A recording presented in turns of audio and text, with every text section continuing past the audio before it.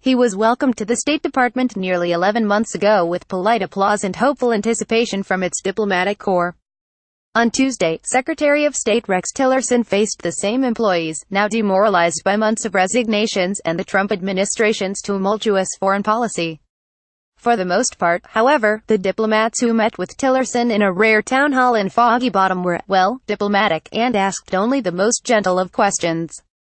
Of most interest was Tillerson's description of his controversial plan to redesign state's bureaucracy. He has been excoriated in foreign policy circles and by both Republicans and Democrats in Congress for willingly accepting draconian budget cuts imposed by the White House, and for a reorganization plan that critics say lacks detail and could undermine American diplomacy.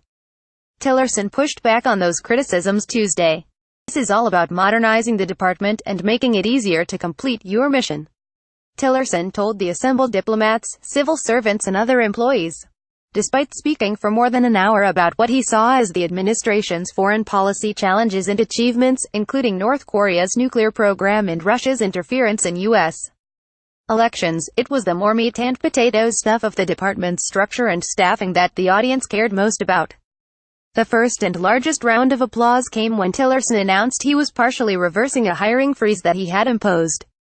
Although a broader freeze exists department-wide, he said he is lifting the employment restrictions on spouses or dependents of diplomats dispatched overseas. For decades, some spouses and dependents, many of them well qualified, have been hired to perform embassy duties. In reinstating the practice, Tillerson conceded, "There is a talent pool we should be using, we should be mining more." Tillerson has insisted that he has allowed some 2,400 exceptions to the broader hiring freeze, which many diplomats complain has crippled the U.S. mission abroad. But, he added, he does expect to reduce state's overall workforce by 8%. Tillerson said that while he does not plan to close embassies, he envisions a redistribution.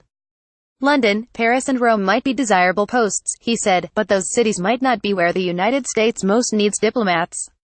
Tillerson's appearance at the town hall, along with a later speech at the nonpartisan Atlantic Council and upcoming interviews with congressional committees, are meant to address what his aides acknowledge has been a failure to communicate. "We have to do a better job of communicating broadly, to external and internal audiences, our achievements and vision of the U.S. global position in the world," said the Deputy Secretary for Public Diplomacy, Steve Goldstein. Tillerson, he added, is committed to that. Officials said the Foreign Service employees needed to see firsthand that their work mattered to Tillerson. Many did not seem particularly impressed.